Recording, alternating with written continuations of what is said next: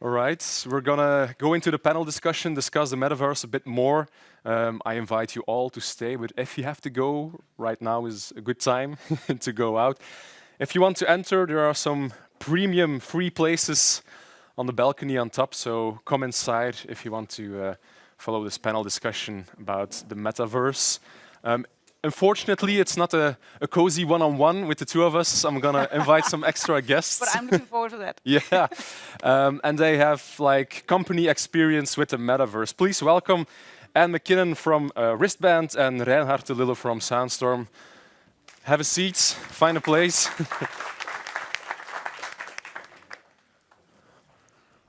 All right, welcome all three of you. Sofie, you just did a presentation, so for your introduction, for the new people in the room, we'll wait at the end. But Reinhardt, you're some new faces on stage. Maybe you can introduce yourselves and tell us what your company is and what it does very quickly. Great, very quick. And I'll start with you with this difficult task. Yeah, well, first of all, I like what Wouter said, which is there's a lot of great audio and the rest of it is just terrible. It's like one or the other. Right now, there's a lot of terrible metaverse experiences, and that's definitely what we're set out there to change. My co-founder is an independent artist. We started working together in 2017, creating live VR concerts, bringing game engines into the real world with live audiences, projection mapping, custom sense, haptics. And then when COVID came about and just canceled everything, we were like, okay, let's take everything we've learned about bringing game engines to the real world and look at what does it mean to bring a live event, the ritual, the excitement, the socialization into game engines. We never thought we'd launch a startup. We tried to use tools that were out there, but they were clunky, ugly, blocky. So we started making our own. Epic Games, a big $30 billion gaming company, saw what we were doing and said, hey, you guys should start a company and apply for Mega Grant, which is their grants program. And we have been very lucky to have their support. Creating Ristband, which is a open world metaverse platform. I'll talk about it a bit more just now, but I'm the co-founder. And yeah, very happy to be here today and looking forward to speaking with a lot of you throughout the day too. Yeah, welcome in my living room, Reinhardt. Hi, I'm Reinhardt.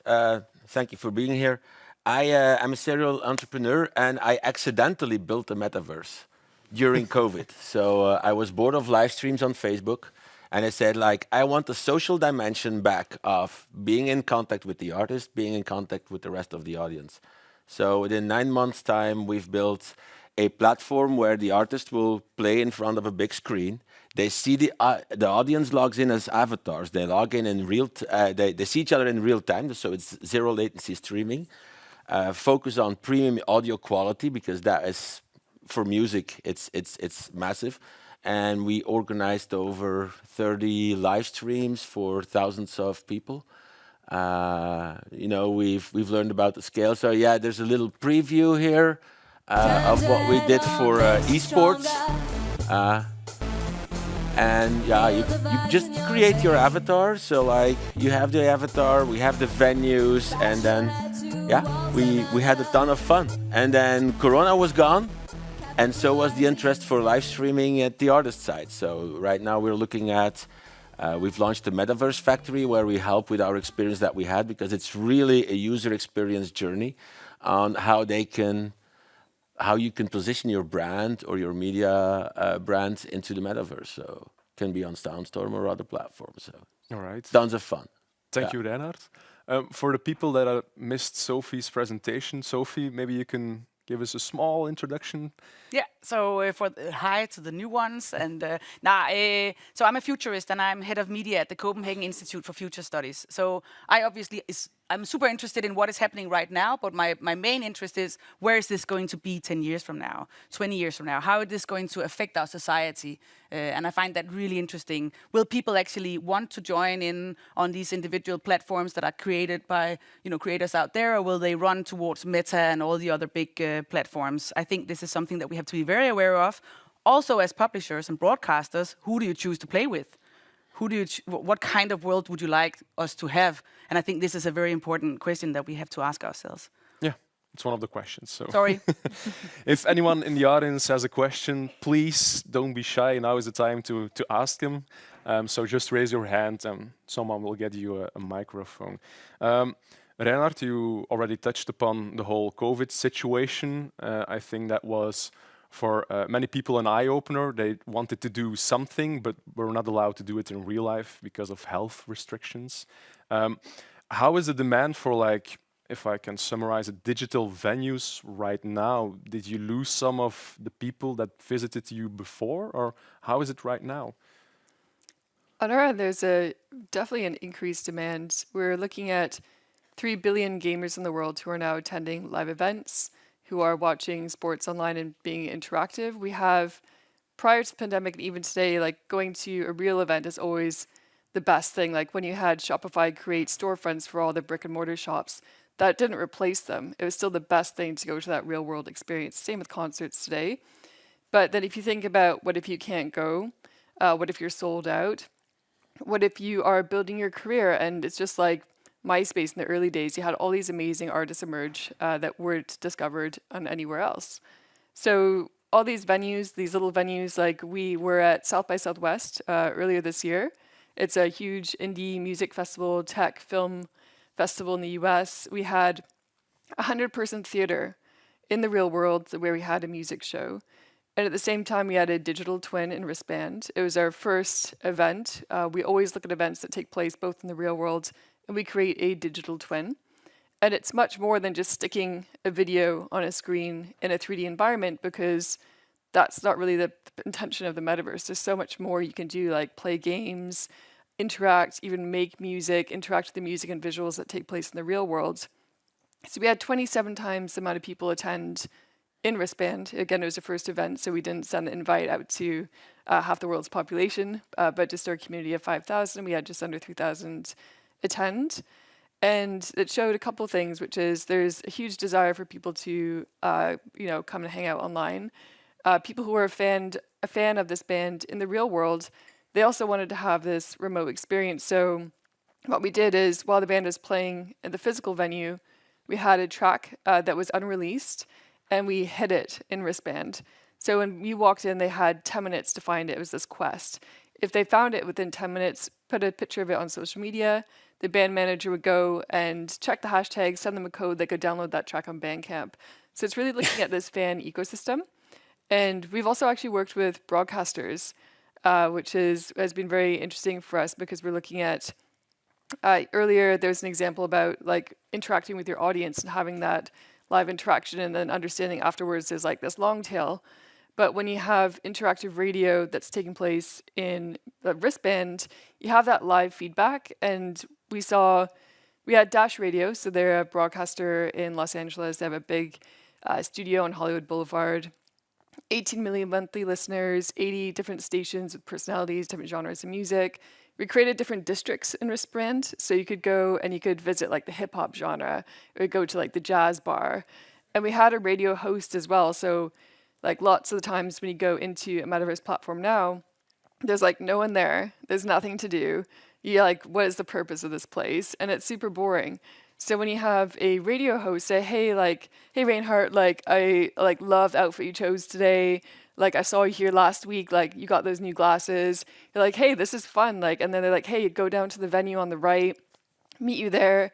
And it becomes much, much more interesting to have this like live radio experience, to have live interviews, to have the audience can feedback with different interactions in real time.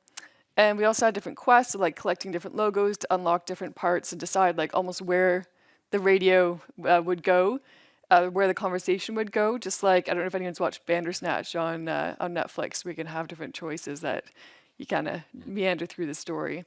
But it's been very interesting for us. There's like sports stadiums reaching out to us. Our primary focus right now is music. But to have access to this online audience, have access to new business models like selling digital merch, for brands to have this first time like one-on-one interaction with their audiences. I mean, if you're on Instagram, you're scrolling through like $20,000 advertisements in 2 seconds.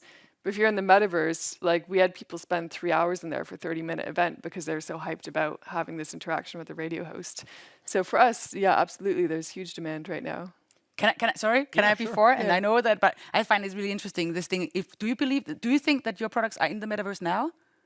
I think we're super early stage. Like what makes the metaverse possible is convergence of many different technologies. You have game engines, you have networking, you have graphics, even the hardware that makes that possible. 5G, which makes localized networks, so you can stream really high quality. I guess right now, like one of the reasons why you see a lot of low poly, blocky, ugly, essentially metaverse platforms is because that was related to graphics capabilities about 20 years ago, about what you could actually make on your laptop. But right now, like really, really high quality games like Grand Theft Auto, Fallout, they take years to make. So people are churning out all this really like not so appealing content right now. But So it's a yes. yeah, the new technology, Because- it's the streaming. So when you jump into Wristband, it's like a Zoom link. So I can send you a link to Wristband, you can jump in, and that's all rendered. Someone was speaking about the cloud this morning. So it's all rendered remotely and streamed directly to your laptop. So it doesn't matter what like your physical device is. You can have super high quality graphics on your laptop. So yeah, the metaverse is super early stage. We're kind of experimenting. We with it call right it now. meta washing. Meta washing. But like, When people jump too early into it, when it's not really here yet. But yeah, interesting to hear. yeah. I accept. As you said, it's very accessible, and I know for a fact, Reinhardt, that Sandstorm is trying to like lure in audiences from all ages. But Yes. I mean, if I channel my inner David Letterman, I'm like, Yeah. what is this? Is it easy to explain to them like what it is and to reach them and invite them into your world? It was a very painful journey. So our mission was during Corona to bring back the music to the audiences, right? The audience was not gaming audiences or let's say like Gen Z people, but my design narrative was like, I want to have a 50-year-old guy who loves rock concerts to come into the metaverse and enjoy a concert together with his friends. And it was so hard because people don't know how to use. If you've never gamed, I'm a gamer. I come from the World of Warcraft world, so like for us, the metaverse is building the social community again. And gaming is very simple. Like you live and die together, literally. It's and with your guild, and you go into the raids, and that creates a bond. And how can we create that bond? But also, how do you use the metaverse? Like something very simple, and like everybody who might have gamed in a third-person perspective already, like if you want to turn your camera, you have to right-click and drag. Well, first of all, Mac users don't have a right mouse button. That was me in Decentraland. Yeah. I was like, I didn't know how to go around because we had so many people. So we gave in-game support. So we logged in as avatars ourselves, and people could ask in the chat. So, okay, how's the experience? So I can't see the stage, but I see the audio. Did you turn your camera? It took us several months to develop a avatar following system to make sure that like you just can navigate with the keys, no mouse involved. If you want to dance, push the button, so no right click and select like in this dial you have in Decentraland or in Sandbox. It's extremely annoying. You just push 5 and then you do a capoeira move, and you push 6 and then you're skanking, and you do 8 and then you do a headbang, and if you do push 9, then you get love hearts all over the stage. So but not only did the design narrative for the users was important, and we tried to like get as broad as possible, getting the artists in, like they were so shocked and scared and I can't tell. One of the first people we had on stage was Wolfgang Wiemers van the Van Jets. It was really early stage, so we had a small beamer, and then he came in with his guitar, and he was like playing solo, and he said like, "Why are there cameras here, and why is there a screen in front of him? Because your audience is going to be avatars today." So like. That was really, so we had to do a lot of explanation. We had to do a lot of creating awareness with the artists of this is not just a live stream. This is really a game experience, and people are gonna dance and they're gonna ride llamas, which is actually a feature, and it's also a really successful feature, riding llamas. You've never seen a real metal concert until you've seen the llama polonaise. It's insane. But like explaining all that, creating the awareness. They are very artists are very scared about their presence.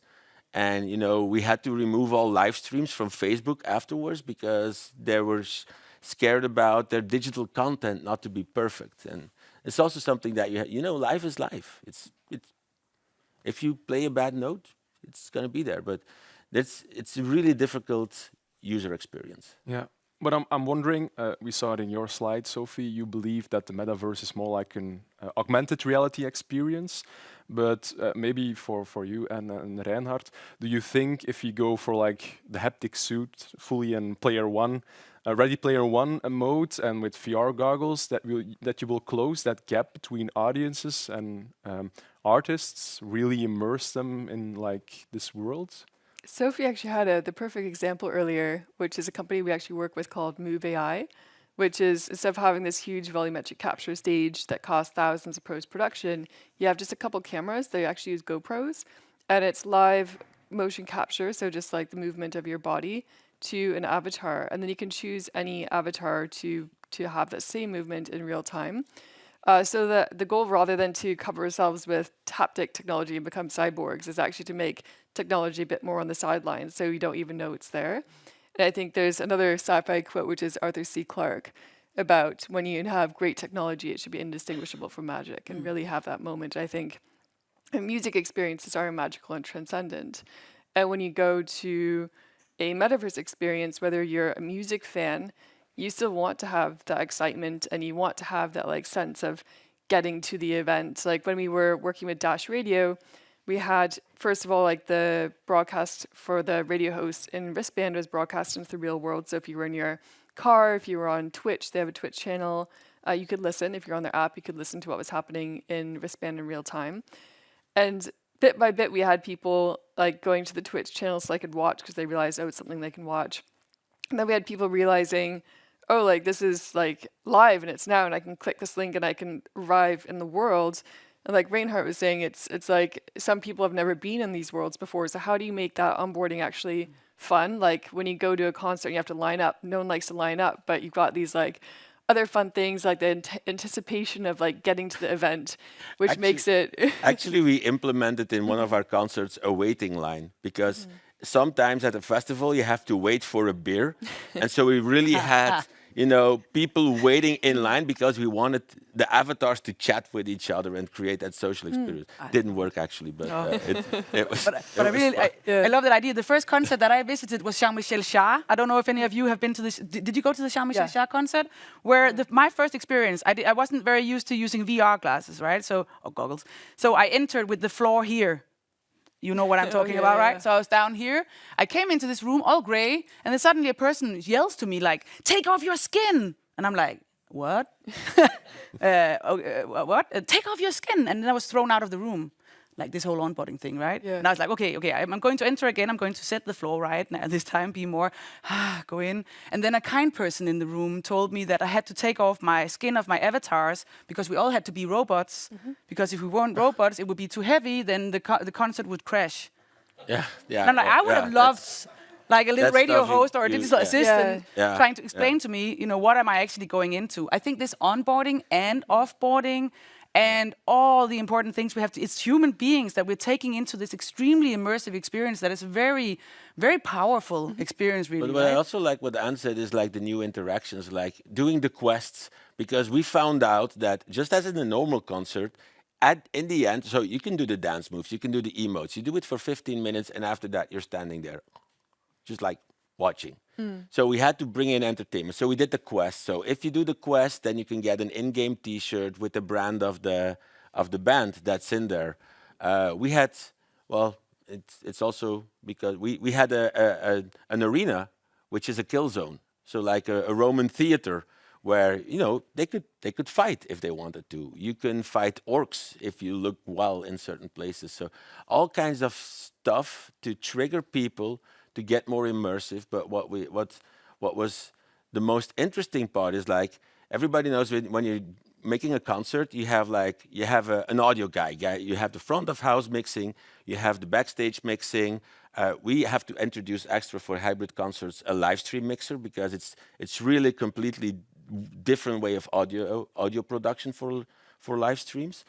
But what we also have is next to so we have the audio guy, now we have a video guy, we have the light guy, and then we have the game guy, because with the central console, we can, for example, dim the lights. When the concert starts, we dim the lights. When the concert ends, it's like you have this light control panels, but you push the button and then there's fireworks for all avatars. Or we start the Sandstorm, which was like really like a tornado in the middle of next to the stage. Or we could play jingles, or like from a production perspective, an event production perspective, that you can also trigger stuff to get people more excited. It's like this guy that stands here like applause, but then in a game way. I'm also wondering, you're creating social experiences, and like Sofie said, I mean, you enter a world, it has maybe its own rules that differ from the real world. How do you deal with, I mean, it was the same with social media, and in the beginning we were all like, this is wonderful, but then bad people entered the platform as well, and they made it their own, like trolling, for example. How do you deal with that in your virtual worlds? I was scared shitless. Because in Sandstorm you can also video chat, right? But you can't turn off your webcam. Because if I go into one of our what we call webcam cafes or video cafes, then your webcam puts on. It's great. We could do meets and greets with bands. You can see your friends. You can't turn it off. Because in a real concert, I can't turn off my face either. So it was part of the social experience. Now, of course, then the fear is, what if some guy or girl starts flashing? Well, and I think this comes really down to design choice. Yeah. Because if a platform enables that kind of thing, then of course it's going to happen. And I think that is the responsibility of the platform. And I think we're very lucky with virtual environments that we actually get to create the rules.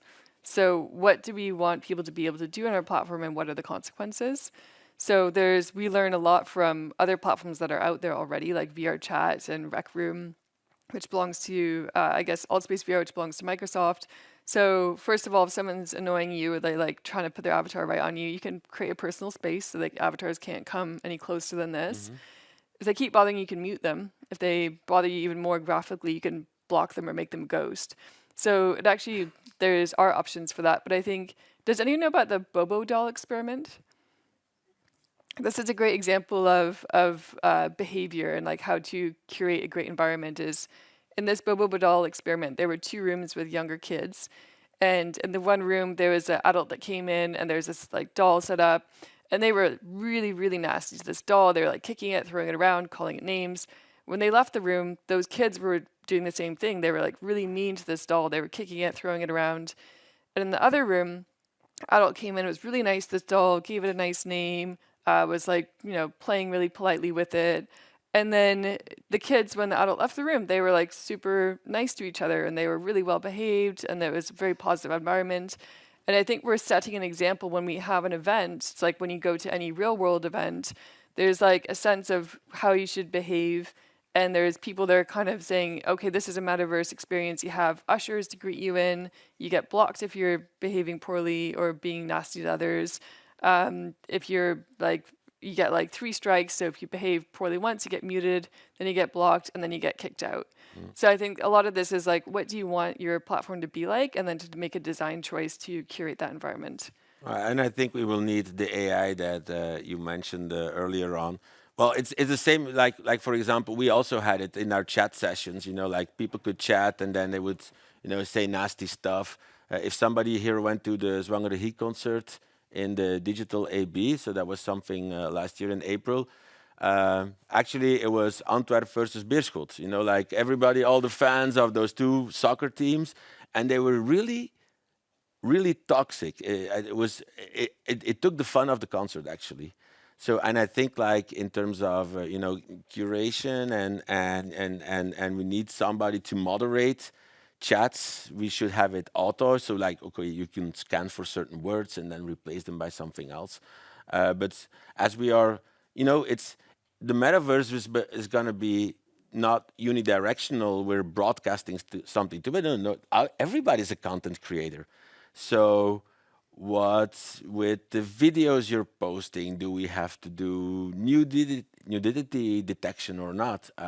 What with the 3D props you can put in an environment? Like I can log in into Spatial I/O and maybe put something nasty in there. So what's we need something to moderate our platforms as well in terms then with in line with the terms and conditions that we set up ourselves, of course. There are already a lot of like expressions coming out, like badverse or bitterverse or evil twins, or else that are trying to nudge you. Oh, there's a question in the audience. We respect that. So hi, Matt Brooks from the BBC. I'm wondering, we've seen a few sort of AR devices enter the market. Some of them have kind of got commercial applications. We haven't really conquered anything for consumers yet. I'm wondering if you think Apple are going to conquer this soon and what impact that might have on this space. Are we going to have a step change here like we did with the introduction of kind of proper smartphones? Yeah, that's what the industry is really looking forward to, because we do not know whether they will deliver. For the ones of you who do not know, Apple will come with an AR glass, or that's at least the rumor, right? So in the beginning, or maybe mid, what do I know, 23. And once they come with something, it tends to be rather a disruption of the industry, right? So, and also, I mean, Meta is coming with 3 new VR headsets in their new Cambria, I don't know how to pronounce it, project, right? And I think we're really seeing an evolution here. Google are going to come with some of those. And you might remember the glass holes, the Google glasses. Yeah, Google Glass, yeah. People call glass holes, right? Holes. Because it's kind of intervening with our privacy. And I think the thing that we're seeing in this is that we need to have these technologies to mature more. I don't know if Apple can deliver already. Nobody knows really, but it's going to be really interesting. But once they start delivering and get more invisible and get to be more magical, right? And the audiences that we also overcome some of the sort of fears and not being able to enter these worlds, that is when it's going to be interesting to see whether people will accept being monetized. I think monetization in the metaverse, that's like a whole new factum that we need to figure out how It's to... a new economy that we have to invent, actually. And with the you were talking about advertisement again, right? Taking advertisement to there are already Roblox now is starting to monetize advertisement in Roblox, and they have a huge audience. So this is really interesting to watch. How is this going to sort of the whole like economy? I'm afraid that's a whole another discussion because we can discuss this for hours on end. Do we need lunch? No. Add a super quick point to that is your question earlier was around the future of socializing. And I guess this event here today is about meeting the makers. And there's also, I think you brought it up earlier, Sophie, is like, is it going to be Meta or NVIDIA or all these other big tech companies? Who's going to create the future? And I think when we're looking at the shift from like Web 2 to Web 3 in the metaverse, it's such a different way that younger generations are interacting. And I don't think that Facebook, Meta, Google, I don't think they're well equipped to create the future of socializing. I think they will definitely create some really great hardware, but it's going to be the younger people creating the content and defining what that actually looks like in the future. And to add to that, I think it's when we're looking at the metaverses also right now, now I'm looking at more with the crypto / more like the decentralization network tag, because one of the things that what we can't afford to do when we're building this new community vision of the next 10 years is be slaves of the algorithm. If you're influential on TikTok, on Instagram, on YouTube or on Twitch, your biggest fear is the platform, and you can get banned. Even Charlie D'Amelio, she also had her TikTok once blocked for 2 days, and they don't own the content anymore. You don't own your own IP actually when you go to the big tech platforms. And I think, we're like in the beginning of the 90s, we're the first websites, we're the first Web 1s. There's going to be a plethora of different metaverse platforms. I'd welcome that. Let's not all concentrate on one big Meta platform or Microsoft platform or another one. Let's build a ton, and we'll see how it interconnects in the end. This is one of the big uncertainties in the scenarios that we build, whether it will be open or proprietary, and it's really up to you guys also to decide that. One thing about, because you were mentioning, now I lost it there. Oh, sorry. No, because you say slave to the algorithms, right? algorithms are not bad. Okay, so let's just say that they're algorithms not, can be but- good. So it's up to you to create some good algorithms. Yeah. Because we are not going to live in any metaverses without algorithms. Yeah. Because we need help and guidance and digital assistance and curation. Perfectly. But I do have the feeling that, I mean, there are a lot of questions also in the audience, I guess, but you guys are staying hopefully, so you can find Reinhardt, Sofie, or Anne like running around at the VRT offices and just ask them any questions. So I don't know if we played the Ristband video before we leave the stage. Ah, yeah. Do we Yeah. Can we do that? It's amazing. do we have the wristband video? Thank you. Let's have a quick look, and then we'll end the session. Thank you. No, that's Sandstorm. I think it was the first one. And there is audio. I don't know if we can play that as well.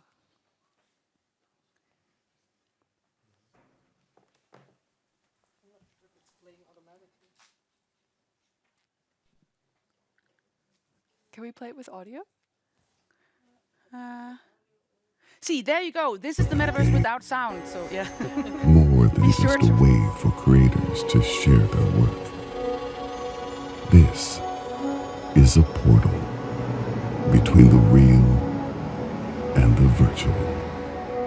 A platform that is not just for institutions, crypto bros and trolls. A platform that will give everyone their voice and their space in the metaverse. Wristband isn't about how many followers you have, how many streams you have.